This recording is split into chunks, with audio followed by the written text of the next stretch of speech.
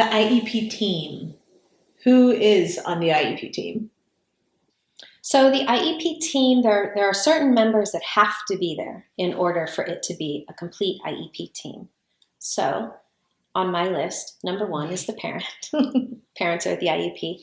Um, Parents can actually waive that right and choose to not be a part of the IEP team for whatever reason if they want to. But generally speaking, the parent or whoever the caregiver is for the child is at the IEP meeting. There has to be a administrator at the IEP. This is a district level person who is able to allocate resources. For most IEPs, you will see that person is the principal. Sometimes it's a program specialist, or there might be different titles depending on what school district you're in. But there has to be a person there who can allocate resources, meaning if the team decides that my child needs a certain kind of resource, there needs to be somebody there who can approve that, the money part of it, that they can say, yes, we will provide 30 minutes of speech therapy for your child. So the administrator has to be there. There has to be a general education teacher there. Even if my child is in a special day class all day, every day, and never mainstreams at all, it's required that there be a general education teacher from his grade level at the IEP. His teacher needs to be there, of course, the teacher from his special day class. And then anyone else with a specialized knowledge of my child. So if there are any outside providers or any additional services that he's getting, and they're providing input at the IEP, or providing services to him throughout the year, they would be there. So that could be a speech therapist or occupational therapist. That could be a behaviorist from the school district. That could be somebody that I use with my child outside of school. I could invite them to be a part of the IEP. So if I have an ABA provider that works with my child at home, I could invite them to be part of that IEP team. And actually, I can invite really anybody that I feel would be useful to have there. And that could also be useful in terms of what would be useful for me to support me personally. So I can invite you to go with me to my IEP, just to be my pal and be there with me and kind of give me that moral support. I've had my sister come with me to my IEPs before because I feel like I just need somebody there with me who's not a school district person. Also, our students, the student that we're talking about can be part of the IEP. Of course, that depends on their age and their ability. But I think that as they get older, certainly they might want to have some say-so. It might be appropriate to have the student there at the IEP, even if only for a little while, just to do introductions and say what his favorite thing is about school and what he hopes to do next year. And then we could excuse him for the rest of the meeting, for example. We can also bring an advocate to the meeting. I feel like if we're going to bring somebody to the meeting, some kind of support person, that it's professional and respectful to let the team know ahead of time that we're going to be bringing somebody. I don't want to feel like I'm trying to catch them off guard by bringing a support person with me to the IEP. Also, the logistics, we want to make sure there's enough room around the table and enough chairs. So it's good to give your teacher or whoever your case manager is a heads up if you'll be bringing 1 or 2 people with you. Something I also want to mention is there are times where we would want to excuse certain people from an IEP. So I mentioned that we need to have a general ed teacher there at the IEP. But if my child is fully in a special day class and I don't feel like that particular teacher is going to have anything to bring to the conversation, then I can choose to excuse that person from the meeting. The school can't make that choice. I need to approve it. But it's something that certainly I would do. I don't need to have somebody sitting there for a meeting that's not helping, out of respect for everybody's time. I would be happy to excuse them from the meeting. Or you'll also find times where a person will come in and kind of do their piece at the IEP and then ask to be excused or ask to leave early.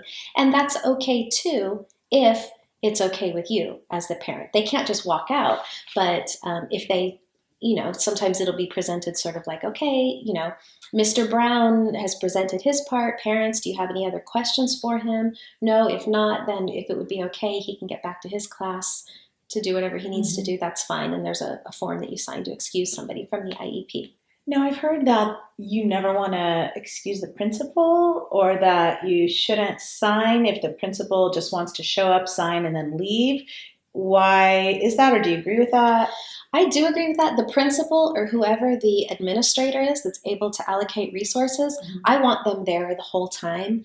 Also, my experience has been that if it's starting to turn into a little bit of a headbutting situation between maybe me and maybe the teacher, that Mhm. having that district level person there or the principal there, that person can kind of Mediate. mediate or Mhm. facilitate, kind of just help us get over a hump. Sometimes you get to a sticking point where Mhm. you're not communicating or whatever it is. So that person is helpful in just keeping the meeting moving smoothly. They have a little bit bigger perspective. Mhm. You know, I'm so invested in this because I'm the mom, and the teacher's so invested because it's her classroom and she can feel defensive, you Mhm. know, those kinds of things. So I think that having that person there the whole time is important. Mhm. And I would actually insist on it if it was my IEP and the principal was not yet there and somebody was trying to start the meeting. I would really think carefully about that, if I was okay with starting the meeting or not. There have been times personally where I do start the meeting because our IEPs are usually right after school.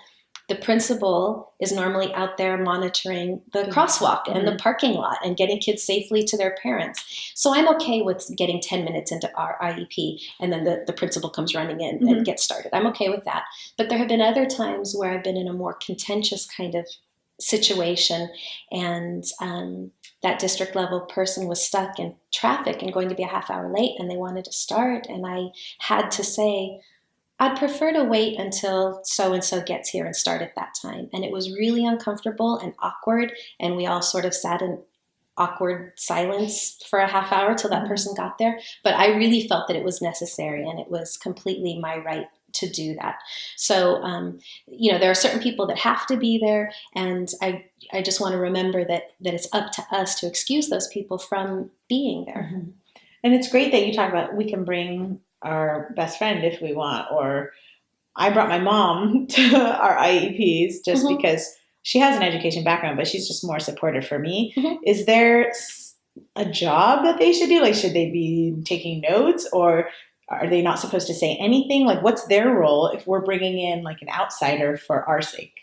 They can contribute to the meeting if they have something to share that's useful. I think it would be good to talk to that person ahead of time about what you want them to do, and sort of, you know, coach them a little bit about how you might want them to support you once they are there. I think it's also just respectful to the IEP team to make a brief statement about why that person's there. So when I brought my sister to the IEP, I said, this is my sister. I've asked her to come so she can take notes for me because it's hard for me to take notes about what's going on and think about everything that's being said and participate in the meeting. So I'm sort of asked her to come along and be my recorder for the day, and everybody was fine with that. So just so they have an idea of why that person's there. And I think generally when I've brought a support person, they don't really say anything. Mhm. The difference would be is if the person that you're bringing is there to specifically talk about their experience at home with your child in their ABA role that they're doing. Or if you want to bring your son's Sunday school teacher to be there because she's observed certain behaviors that he's doing when he's in the Sunday school Mhm. class that for whatever reason you want the IEP team to know about. You know, there are reasons why you would want that person to contribute, but they don't actually have to contribute. They can just be there for you. And that made a big difference for me at our first IEP. I was lucky enough to get my husband, my mom, my child's private school preschool teacher there, and then his regional center speech therapist. So half of the table was like our side, and we're all on one team. But Mm-hmm. you know, especially just going into an IEP, kind of like deer in headlights and not knowing what to expect, emotionally, it made a great difference for me. Just knowing all of these people already know that we're on the same page. And it ended up being an IEP where we didn't necessarily agree on the placement, but I had that support and that empowered me to be able to say what I really believed without feeling intimidated by the rest of the school professionals. Mm-hmm. And I think whatever we need to do to feel comfortable while we're there, we should do. So maybe as time progresses, maybe now you're at the point where you can go to the IEP without anybody else, Mhm. just you. And that's okay. But if you reach a tough transition or something where you feel like you need to pull in a little bit more help, I say pull in a little bit more help. And when in doubt, ask somebody to go along with you. There's no reason not to, and then you can go have coffee afterwards and chat about how the IEP went. There's nothing wrong with that. That's exactly what we did. There you go. Okay, so it sounds like the IEP team is comprised officially of the parent and the school administrator and anyone in the district that has a direct impact on our student that we're talking about. And the general ed teacher. And the general ed teacher. So some people have suggested bringing an educational advocate or a lawyer to an IEP, but I've heard mixed feelings about that. It's like starting a fight, or what do you think about that? So I really believe in resolving conflicts as close to the child as possible. Meaning, if there's a problem with the placement or whatever's going on, I want that conflict to be resolved between me and the teacher, or me and the speech therapist and the teacher, or whoever it is. Mm-hmm. So I know that's a little bit of my rose-colored glasses that I'm wearing and wanting to get stuff resolved at this real low level. There are times where things need to be escalated because it's not getting resolved at lower levels. And I feel like bringing an attorney to an IEP is taking a big step in that escalation process.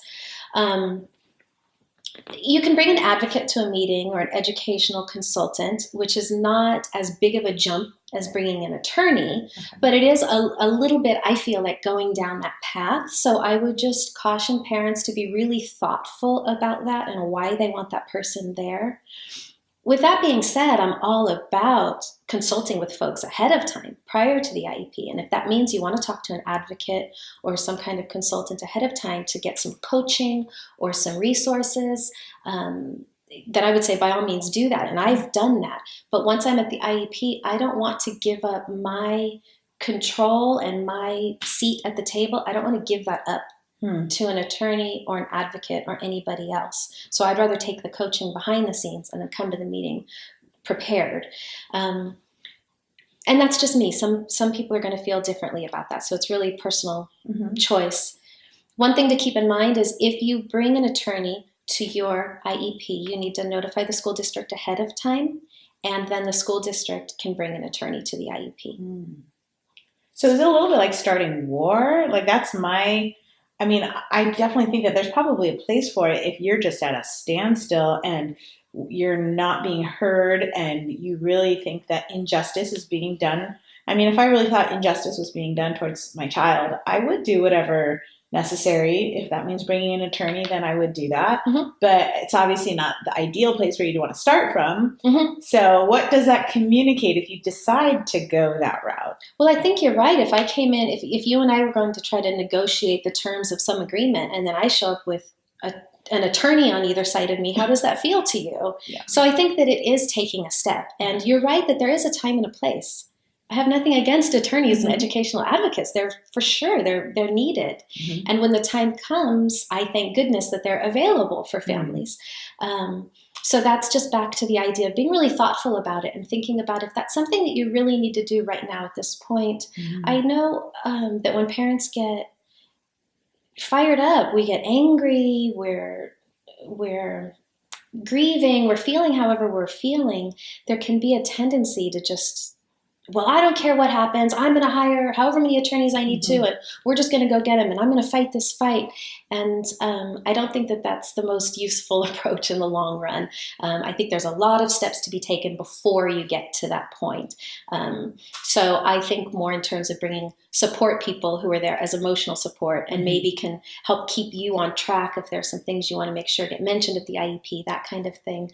But I feel like bringing an attorney to the IEP is taking it to a different level. It's a little different than bringing cookies. It's a little different than bringing cookies, yeah. I'm more along the lines of let's try to be friendly and happy and make it nice and pleasant and do our best and get through it as opposed to, collaborative as opposed to confrontational. Got it.